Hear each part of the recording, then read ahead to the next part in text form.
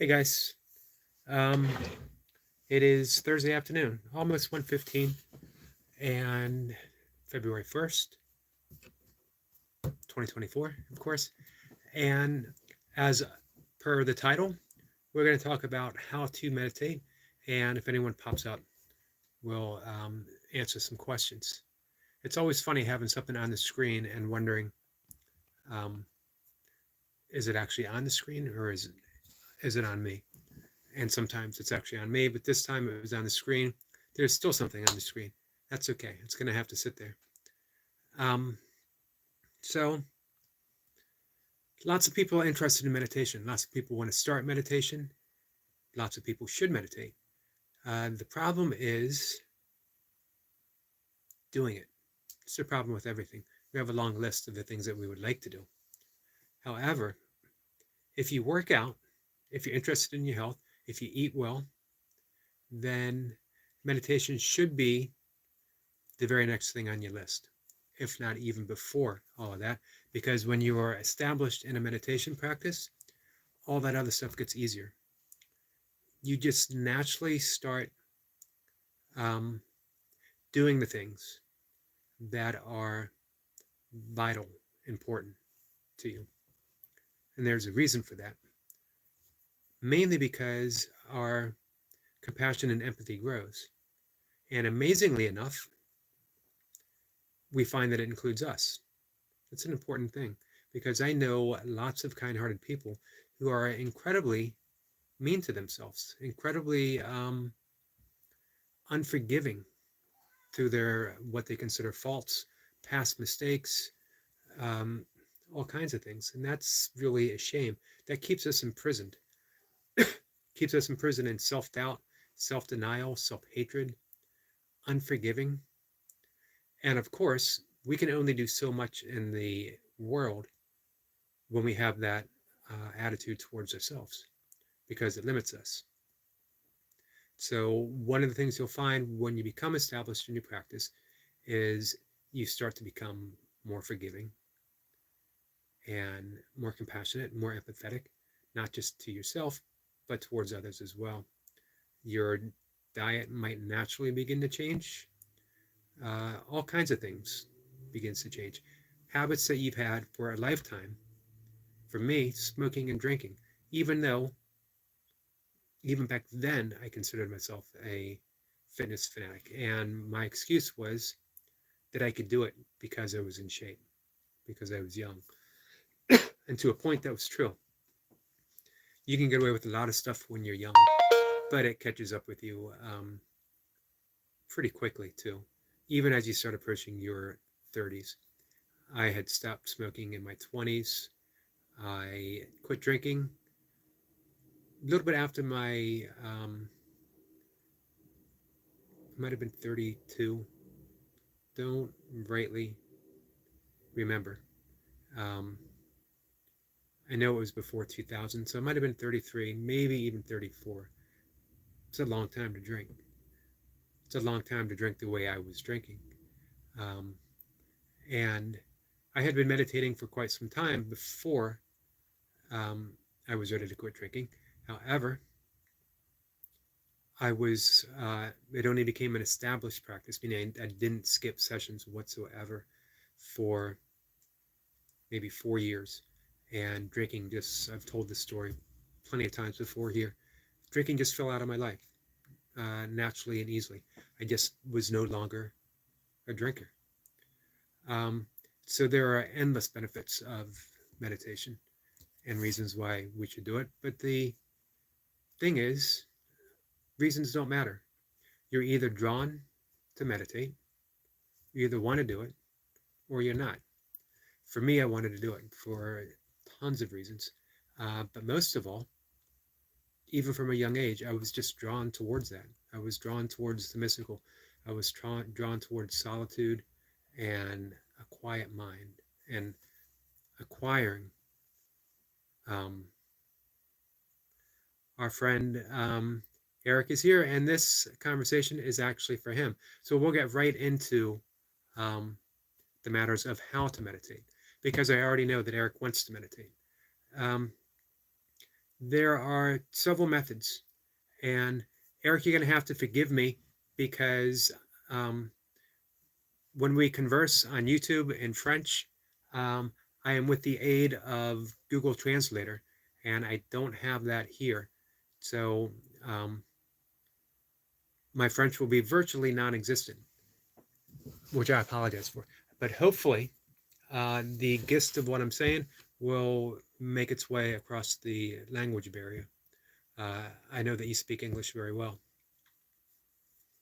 I did take French in elementary school, middle school, but it did not stick. Um, our friend Odom is here as well.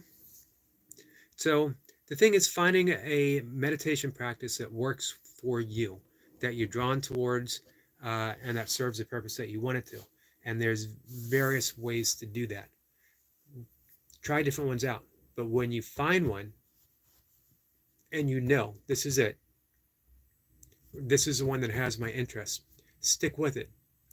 The analogy is like trying to dig for water and digging a little bit over here and a little bit over there and a little bit over there, but never going deep enough to actually get to the depth of where water is. You need to stick with a singular practice for a length of time to get the benefits of meditation. So you don't want to flirt from different practices. Find one that you are that you resonate with, and then stick with that. Our friend Destiny is here as well. Odom says he almost failed French. Sorry. Um, so let's cover a couple different practices. Basic. In Buddhism, it is called shamatha practice, and it is calm. It's called calm abiding in English, and it is simply being calm and abiding in the breath. Every one of these meditations, you can sit in a chair, in a straight back chair. Don't lean too far back. Don't lean too far forward. Make yourself comfortable. Hands in the lap. You can be, this is called a mudra, a hand gesture. You can have your hands in this gesture, or you can have it like this, sitting in your lap, comfortable, back straight, chin straight. The important thing is to relax. You don't slump, but you don't have to be ramrod straight.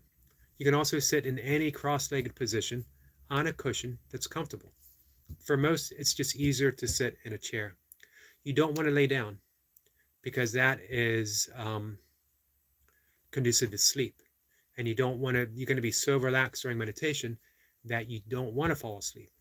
However, you might. And if you do, it's perfectly okay. So, shamatha meditation is simply eyes closed, breathing through the nose, nice and easy. Don't control the breath. Don't make the breath do anything. Just notice the breath. Notice it for a few minutes. And then begin to count. You're going to count your breath. As it goes in, count 1. As it goes out, count 2. When you get to 10, start over again. Remember, you're not manipulating the breath. You're not purposely drawing it in. You're not purposely exhaling. You're letting the breath come. You're letting the breath go. You are literally being breathed, and you are just simply counting. 1, 2. What you'll find is there'll be a natural space between the two. Stay in that space. Stay silent. Stay quiet. And the next breath comes, and the next breath goes. You're counting 1. You're counting 2. After you've practiced that for a few weeks, you can count the breath, the exhale, the exhalation. So you breathe in, as you breathe out, that's 1. Breathing in, breathe out, that's 2. Go up to 10, go back down. Your mind's going to wander. That's the nature of the mind. Don't worry about it. The mind does what the mind does. What you'll find is you might get to 3 and your mind wanders. And then you'll catch yourself. When you catch yourself, simply go back to 1. Start counting again. What you don't want to do is punish yourself for what the mind does. Because again, the mind is just doing mind stuff. What you're going to find at a certain point is you become the witness to the mind. You see how it starts to wander, and you smile, and you bring it back. They liken it to training a puppy or the monkey mind. It's going all over the place. Our job isn't to control the monkey mind. It's not to punish the monkey mind. When you're training a puppy, you don't punish the puppy for doing what a puppy does. You just gently bring it back and you remind it. We're meditating. We're training. We come back. We breathe in. We breathe out. That's one. That's the practice. That's all you need to do. Set a timer. You can start with 5 minutes twice a day, 10 minutes twice a day, 15 even better. It doesn't have to be more than 20. So that's one practice. The second practice, and this is the one that I started with very seriously. This is from Eknath-Easwaran, who was a East Indian teacher, came to America in the late 50s and taught at Berkeley. He was an English literature teacher from India, and he started giving meditation talks after school, and I got so popular that he put out books. His practice is, let me bring this up. His practice is, he calls it passage meditation. And this is for people who are drawn towards sort of a more devotional type practice. If you are of a religious bent, you pick a particular prayer that is meaningful for you. Eknath-Easwaran recommends the prayer of St. Francis.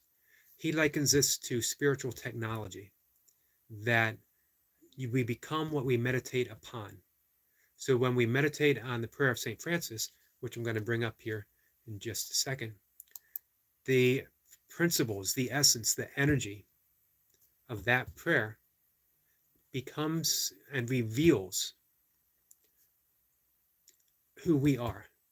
So the prayer begins with, Lord, make me an instrument of thy peace. Where there is hatred, let me sow love.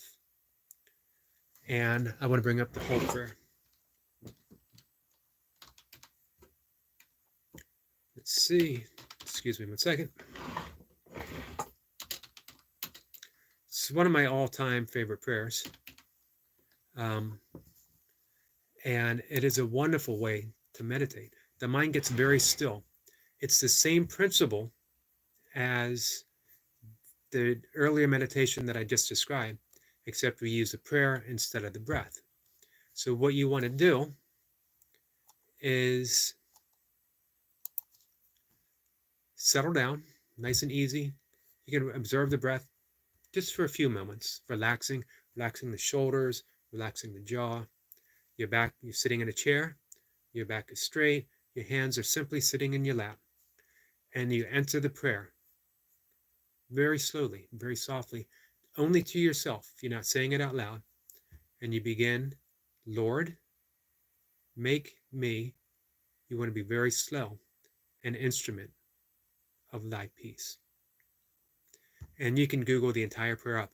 What you want it to be is each word dropping into the very soul, into the heart, very slowly, very softly, as if you're dropping a pebble into a still pond, which is literally what you're doing. You're dropping the words internally, and they become part of you.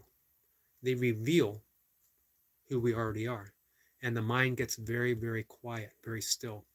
And you notice that you're the watcher of all that's happening. You're the witness of all that's happening. You're the eternal silence that is always present, listening to those words drop one by one by one. So you want to space the words out, but not so much that they lose meaning. Just enough so that each one drops within. You'll find that pace as you go on. You'll find that right and perfect pace just for you. Just remember that you want each word to stand on its own, but not so far apart that it loses the meaning of the entire prayer. And you don't want it so fast that the words don't have that chance to drop within. So again, you're saying it to yourself, and you just go through the whole prayer. You'll have to memorize the prayer. It isn't a very long prayer. I think there is maybe 15 lines, 16 lines, the whole thing. You can find another prayer. You want it to be not super long, but long enough. Find one, and it can be in any tradition. It doesn't have to be in the Christian tradition. It could be in the Buddhist scripture. It can be in Hindu, Hebrew, whichever one calls to you. And you want it to be an ancient prayer, an old prayer that has centuries of energy behind it. People have been reciting the prayer of St. Francis for hundreds of years. Same with the Buddhist prayers, same with the Hindu and the yogic prayers or passages. It can be a passage from a holy book, whatever works for you. And you want to do 15, 20, 30 minutes. You can do it once a day. Let's see. I know I'm missing some of your comments here.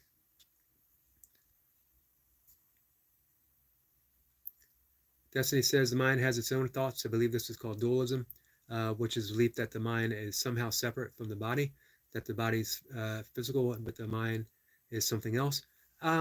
It can mean that, actually, but not necessarily. In the yogic and the meditation tradition, all we're saying is that the mind thinks. That's the nature of the mind, is to think. However,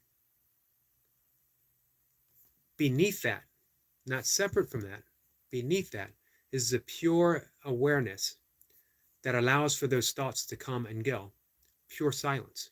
Without that silence, no words would make sense because they would just run in together. It would just be a series of vowels and consonants that make no sense whatsoever. We have that natural space in between each thought that allows them to have meaning. And it's that space, that silence, that is our true and present reality. And that's what we are diving into as we meditate. We start to fall into that space. In meditation, it's called the gap, the space between thoughts, the space between every words. In Zen, they say that it is the space between notes that make the song. Otherwise, it would just be a noise, one continuous noise. Or it is the space within the vase that holds the flowers. That emptiness, that silence, that capacity has the ability to hold whatever we put in it. The mind, the brain, and we can simply call it brain instead of mind, produces thoughts, vibrations, frequencies. It's the nature of the brain. The mind itself, who and what we are, soul, essence, is simply quiet, silent. So we're dropping into that gap, and we don't want to force it. We just let it happen naturally, which is the third meditation. And this is the one that I primarily teach, and it is my primary practice. It is primordial sound meditation, and it is a mantra-based meditation. We're using a Sanskrit word, and it doesn't have any meaning. We rely on it being a vibration, which is important because we want that vibration to carry us into the gap, into that space between each thought. So we sit in that same position, our back straight, our shoulders relaxed, our jaws relaxed, our neck is relaxed, our hands are in our lap, our eyes are closed. We naturally and easily breathe through the nose. We're not trying to control the breath. We just let it come, we let it go. After we sit like that, just for a few moments, we enter the mantra. Now, if anyone would like to get their personal mantra, send me a message, let me know. Again, I'm a primordial sound meditation instructor. I've been teaching it, certified for several years. And everyone has a personal mantra. It is the vibration, the frequency, the moment they were born, the moment they came from the unmanifest to the manifest, came from spirit to the material world. And it's the frequency of the universe. There's 108 of those primordial sounds, and everyone corresponds to one in particular. And when you meditate on that mantra, you just naturally and easily drop into that gap, that space between thoughts. Now, there are some universal mantras that you can work with. Om being one of them. Rum, R-U-M, rum is another one of them.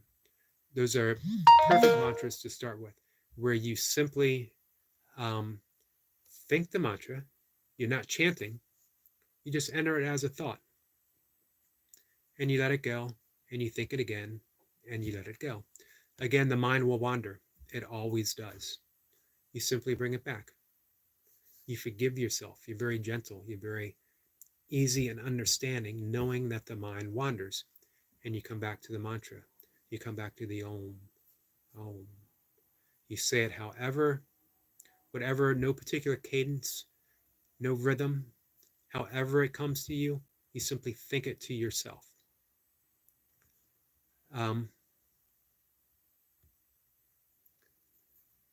Destiny says, so that makes us so unique, having our personal mantras. Thanks for sharing that, Eric. You're welcome. And it does, as again, there's 108 of them. So of course there's,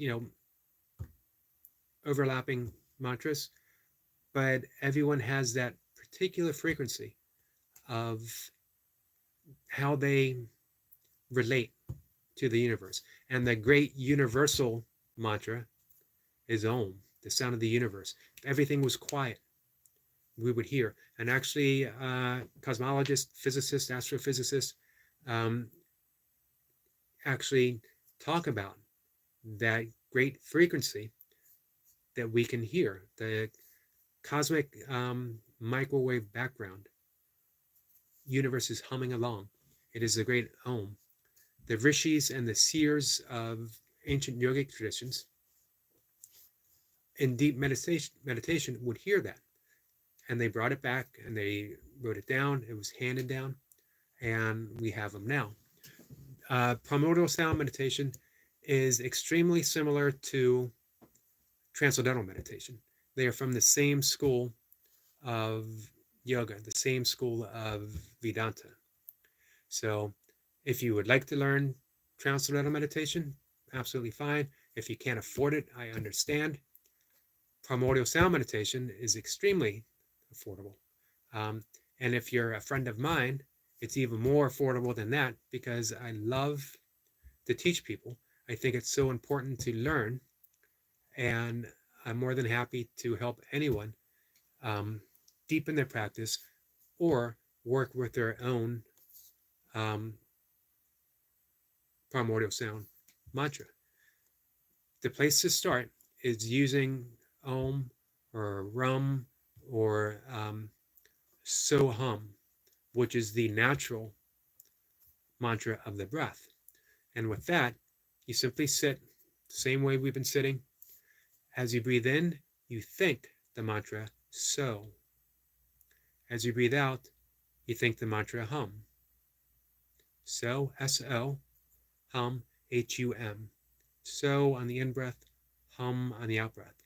That is the natural sound of the breath. When everything else is quiet, you would hear the breath say So, Hum.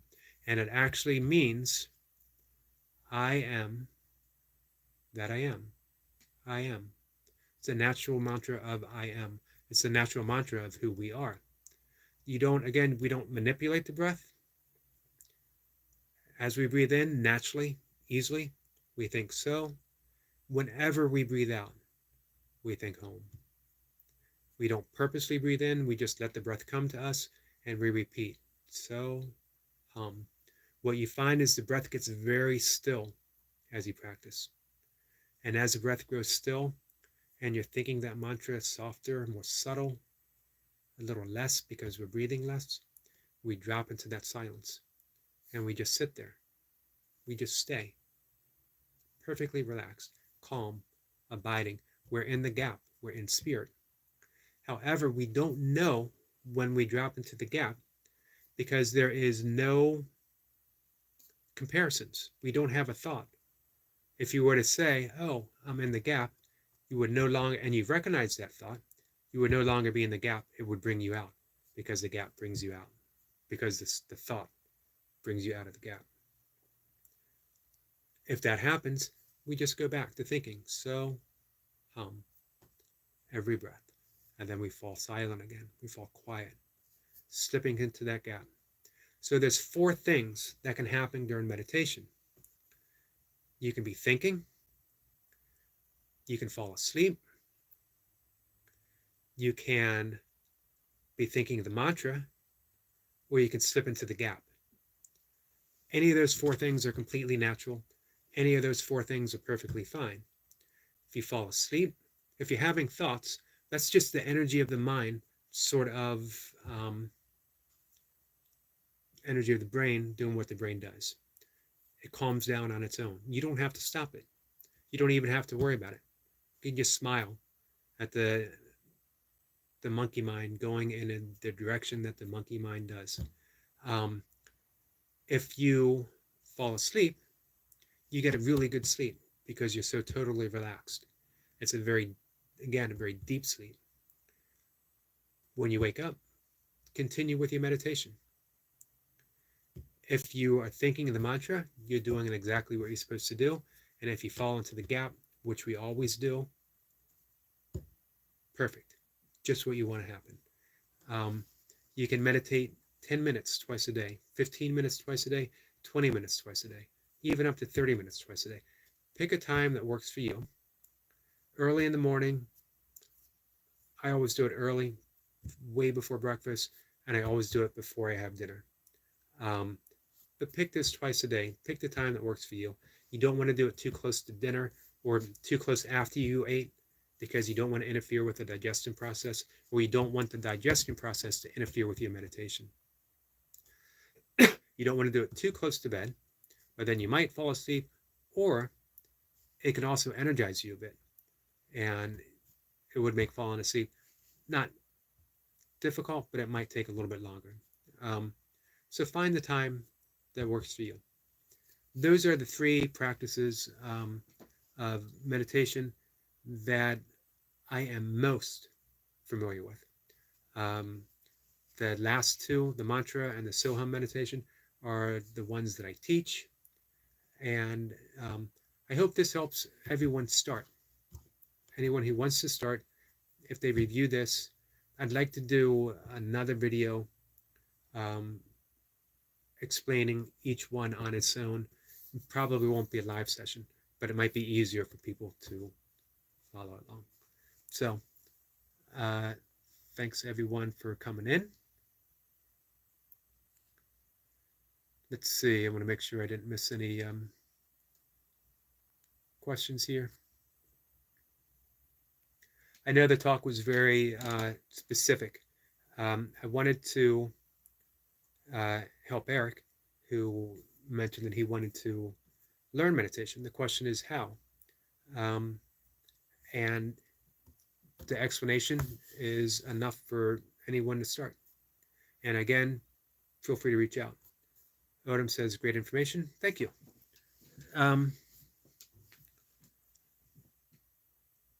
Definitely a subject of that means quite a bit to me. That meditation has been the thing. Meditation, yoga, completely changed my life. That took it from very bad direction to one that's filled with meaning and value and a lot of love and a lot of creativity. When I started meditating, my writing just took a new direction, and I ended up meditating, or I ended up writing every single day, and I have for close to 30 years now. So, all right, guys, we're going to wrap this up at the 30-minute mark. Again, I hope this helps. Feel free to leave any questions. Feel free to reach out. um, and we'll work some more on this. So thank you guys. Take care.